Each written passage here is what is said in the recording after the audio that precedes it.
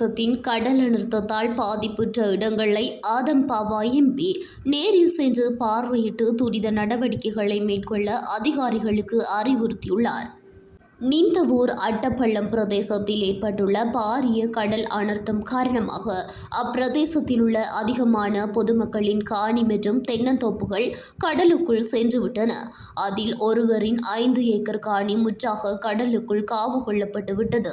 இதன் காரணமாக அந்த பிரதேச தேசிய மக்கள் சக்தியின் உறுப்பினர்கள் வேண்டிக் கொண்டதற்கிணங்க திங்கட்கிழமை 23ஆம் தேதி மாலை அம்பாறை மாவட்ட பாராளுமன்ற உறுப்பினரும் இலங்கை அரசியல் பேரவை உறுப்பினரும் கரையோர பிரதேசங்களின் அபிவிருத்தி குழுவின் தலைவருமான அபுபக்கர் ஆதம்பாவா மற்றும் நிந்தவூர் பிரதேச செயலாளர் சட்டத்தரணி AM அப்துல் லத்தீப், பிரதேச சபையின் செயலாளர் ஷிஹாப்தீன், கிழக்கு மாகாண கரையோரம் பேணல் பிரதம பொறியியலாளர் M துளசிதாசன், நிந்தவூர் பிரதேச சபை உறுப்பினர்களான சம்சுன் அலி, இப்திகார், பாராளுமன்ற உறுப்பினரின் இணைப்பு செயலாளர் ஆசிரியர் ஆரிப் மற்றும் பிரஜா சக்தி தவிசாளர்கள், பாதிக்கப்பட்ட பயனாளிகள் என பலரும் நேரடி விஜயம் மேற்கொண்டு பாதிக்கப்பட்ட இடங்களை பார்வையிட்டார்.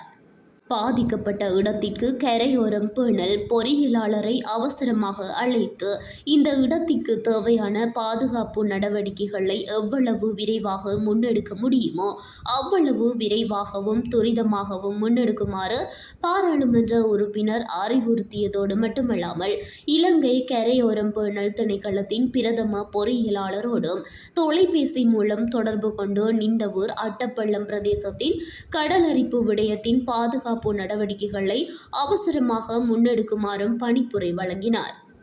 மேலும் இது தொடர்பாக பாராளுமன்ற கட்டட தொகுதியில் கடலரிப்பு சம்பந்தமான விசேடமான கூட்டம் ஒன்றை நடாத்துவதற்காக உரிய அமைச்சரோடும் தொலைபேசி மூலம் கலந்துரையாடி விசேட ஒன்று கூடலை ஏற்பாடு செய்வதற்கும் பணித்தார்.